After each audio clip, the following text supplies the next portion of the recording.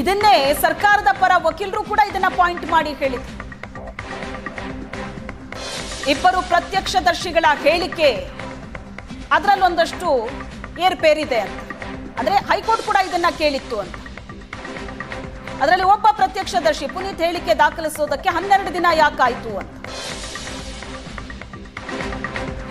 ಇದನ್ನ ಕೋರ್ಟ್ ಗಮನಕ್ಕೆ ಆಲ್ರೆಡಿ ಸರ್ಕಾರದ ಪರ ವಕೀಲರು ತಂದಿರ್ತಾರೆ. ಆಗ ಜಡ್ಜ್ ಹೇಳಿದ್ದು ಯಾವಾಗ ದಾಖಲಿಸಿದ್ದೀರಿ ಅನ್ನೋದು ಮುಖ್ಯ ಅಲ್ಲ, ಏನ್ ಹೇಳಿಕೆ ದಾಖಲಿಸಿದಿರಿ ಅಂತ. ಜೂನ್ 11ಕ್ಕೆ ಬೇರೆಡೆ ಪ್ರಯಾಣ ಮಾಡಿದ್ದ, ವಾಪಸ್ ಬಂದ ನಂತರ ಆತ ಹೇಳಿಕೆ ನೀಡಿದ್ದಾನೆ ಅಂತ ಸರ್ಕಾರದ ಪರ ವಕೀಲರು ಉತ್ತರ ಕೊಡ್ತಾರೆ.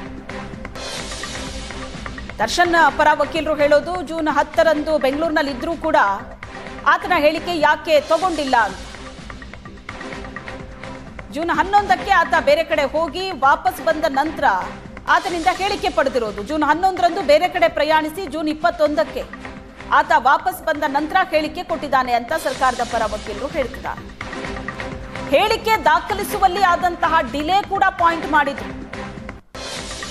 ಹೈಕೋರ್ಟ್ ಜಾಮೀನು ಅರ್ಜಿ ವಿಚಾರಣೆ ಸಂದರ್ಭದಲ್ಲೂ ಈಗ ಸುಪ್ರೀಂ ಕೋರ್ಟ್ನಲ್ಲೂ ಕೂಡ ದರ್ಶನ್ ಪರ ವಕೀಲರು ಅದನ್ನೇ ಪಾಯಿಂಟ್ ಮಾಡಿದ್ದಾರೆ.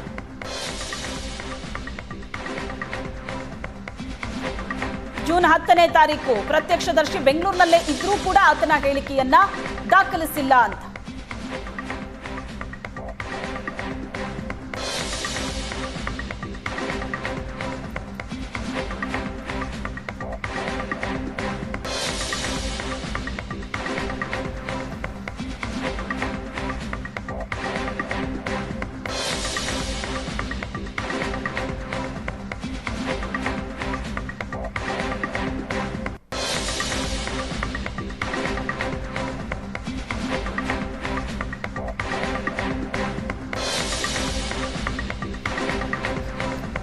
ಪ್ರತ್ಯಕ್ಷದರ್ಶಿ ಹೇಳಿಕೆಗೂ ಸಂಗ್ರಹಿಸಿರುವ ಸಾಕ್ಷಿಗೂ ಎರಡಕ್ಕೂ ಸಂಬಂಧ ಇಲ್ಲ ಅನ್ನೋದು ನಿಮ್ಮ ವಾದವಾ? ಜಡ್ಜ್ ಕೇಳ್ತಾರೆ. ಎರಡಕ್ಕೂ ಸಂಬಂಧ ಇಲ್ಲ ಅನ್ನೋದು ನಿಮ್ಮ ವಾದನಾ ಅಂತ ಜಡ್ಜ್ ಕೇಳಿದ್ದಾರೆ.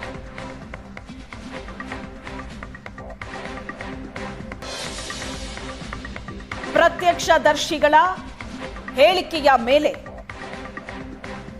ನಡೀತಾ ಇರೋ ವಾದ ಪ್ರತಿವಾದ.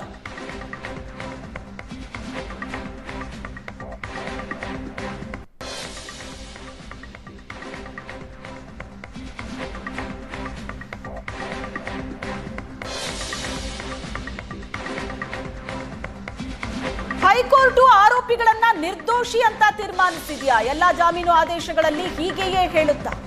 ಹೈಕೋರ್ಟ್ನ ಈ ತೀರ್ಪು ಬೇಸರ ತರಿಸ್ತಿದೆ ಅಂತ ಜಡ್ಜ್ ಹೇಳಿದ್ದಾರೆ. ಹೈಕೋರ್ಟ್ ಆರೋಪಿಗಳನ್ನ ನಿರ್ದೋಷಿ ಅಂತ ತೀರ್ಮಾನಿಸಿದ್ಯಾ? ಎಲ್ಲಾ ಜಾಮೀನು ಆದೇಶಗಳಲ್ಲಿ ಹೀಗೆಯೇ ಹೇಳುತ್ತಾ? ಹೈಕೋರ್ಟ್ನ ಈ ತೀರ್ಪು ಬೇಸರ ತರಿಸಿದೆ ಅಂತ ಸುಪ್ರೀಂ ಕೋರ್ಟ್ನ ಜಡ್ಜ್ ಹೇಳಿರೋದು.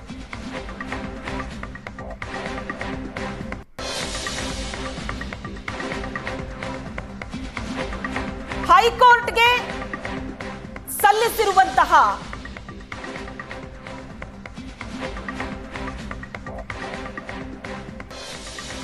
ಅಂಶಗಳನ್ನ ನೋಡಿ ಜಡ್ಜ್ ಹೇಳ್ತಾ ಇರೋದು. ಹೈಕೋರ್ಟ್ ಜಡ್ಜ್ ಈ ರೀತಿ ತಪ್ಪು ಮಾಡಬಹುದಾ ಅಂತ ಜಡ್ಜ್ ಕೇಳಿದ್ದಾರೆ. ಹೈಕೋರ್ಟ್ ಜಡ್ಜ್ ಈ ರೀತಿಯಾದಂತಹ ತಪ್ಪು ಮಾಡಬಹುದಾ? ಯಾವ ವಿವೇಚನೆಯನ್ನ ಹೈಕೋರ್ಟ್ ಇಲ್ಲಿ ಬಳಸಿದೆ? ಹೈಕೋರ್ಟ್ಗೆ ಸಲ್ಲಿಸಿರುವಂತಹ ಅಂಶಗಳನ್ನ ನೋಡಿ ಹೈಕೋರ್ಟ್ ಆರೋಪಿಗಳನ್ನ ನಿರ್ದೋಷಿ ಅಂತಲೇ ತೀರ್ಮಾನಿಸಿದ್ಯಾ? ಎಲ್ಲಾ ಜಾಮೀನು ಆದೇಶಗಳಲ್ಲಿ ಹೀಗೆ ಹೇಳುತ್ತಾ? ಬೇಸರ ತರಿಸ್ತಾ ಇದೆ ಹೈಕೋರ್ಟ್ನ ಈ ತೀರ್ಪು ಅಂತ ಸುಪ್ರೀಂ ಕೋರ್ಟ್ನ ಜಡ್ಜ್ ಹೇಳಿದ. ಈ ಪ್ರಕರಣದ ಡೀಟೇಲ್ ಆದ ವಾದ ಪ್ರತಿವಾದ, ಪ್ರಕರಣ ನಡೆದು ಬಂದ ರೀತಿ, ಸಿಕ್ಕಿರುವಂತಹ ಸಾಕ್ಷ್ಯಗಳು, ಪ್ರತ್ಯಕ್ಷದರ್ಶಿಗಳು ಕೊಟ್ಟಿರುವಂತಹ ಹೇಳಿಕೆ, ಪ್ರಕರಣದ 2ನೇ ಆರೋಪಿ,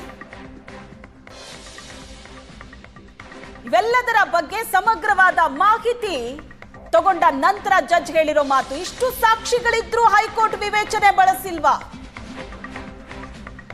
ಜಾಮೀನು ನೀಡುವಾಗ ಹೈಕೋರ್ಟ್ ವಿವೇಚನೆ ಬಳಸಿದೆಯಾ? ಜಡ್ಜ್ ಕೇಳಿರೋ ಪ್ರಶ್ನೆ. ಜಾಮೀನನ್ನ ನೀಡುವಾಗ ಹೈಕೋರ್ಟ್ ವಿವೇಚನೆಯನ್ನ ಬಳಸಿದೆಯಾ ಅಂತ ಕೇಳಿದ್ದಾರೆ ಜಡ್ಜ್. ಇಷ್ಟು ಸಾಕ್ಷಿಗಳಿದ್ರೂ ಹೈಕೋರ್ಟ್ ವಿವೇಚನೆ ಬಳಸಿಲ್ವಾ? ಈ ಪ್ರಕರಣಕ್ಕೆ ಇಷ್ಟು ಪೂರಕವಾದ ಸಾಕ್ಷ್ಯಗಳಿವೆ. ಆದರೂ ಕೂಡ ಹೈಕೋರ್ಟ್ ಜಾಮೀನು ಕೊಡುವಾಗ ಯಾವ ವಿವೇಚನೆ ಬಳಸಿದೆ ಅನ್ನೋದು ಸುಪ್ರೀಂ ಕೋರ್ಟ್ನ ಜಡ್ಜ್ ಕೇಳಿರುವಂತಹ ಪ್ರಶ್ನೆ.